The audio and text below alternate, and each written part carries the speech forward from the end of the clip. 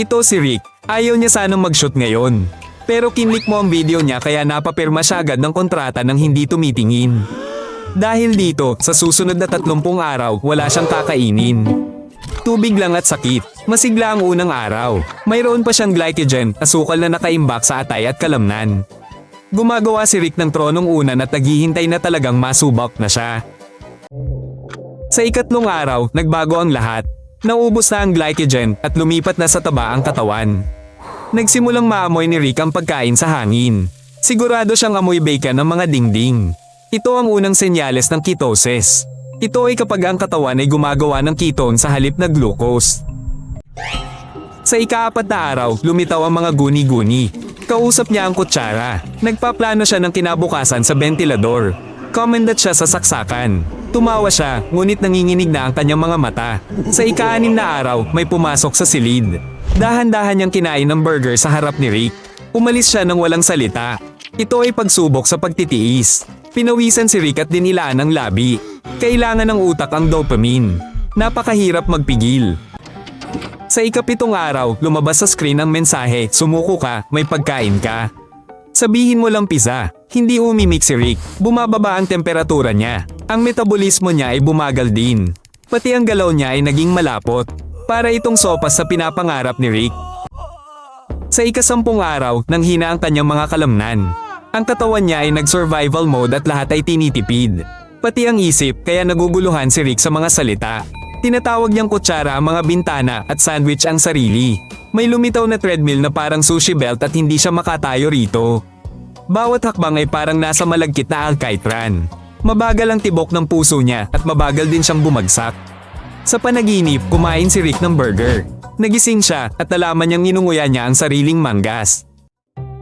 Ito ang ika-15 araw. Nagsimulang magulo ang isip niya. Hindi na maintindihan ni Rick kung panaginip ba o totoo. Kumikipot ang mga dingding at pumipintig ang hangin. Isang tray ng perpektong almusal ang lumitaw na parang mirage.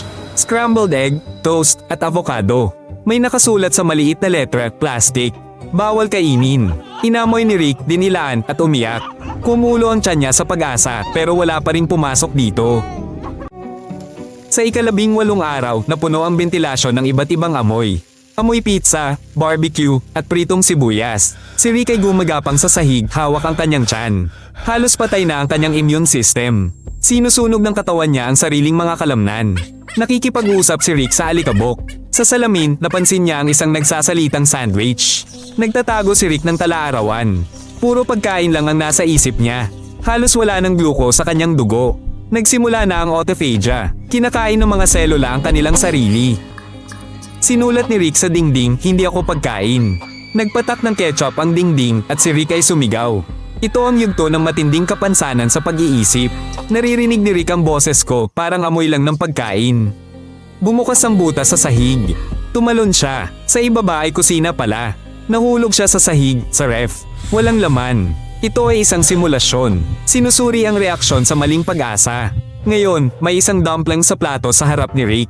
Sabi nila kung kakainin niya, magsisimula ulit siya. Tumingin siya, naglaway, ulong, ngunit hindi kumain. Nanaig ang self-control sa lahat. Sa ika-30 araw, bumukas ang pinto at lumabas si Rick. Bumababa ang kanyang timbang ng 14%. Mahina na ang pulso niya. Ang atay niya ay nasa delikadong kalagayan. Kung walang medikal na kontrol, ang ganitong pag-aayuno ay nakamamatay. Ngunit si Rick ay si Rick. Sinalubong siya ng banner sa labas na nagsasabing, binabati ka namin. Susunod, 1 buwan na walang tulog. Hindi man lang siya nagulat at sumubsob sa cake at nakatulog. Salamat sa panonood. Mag-subscribe kay Rick.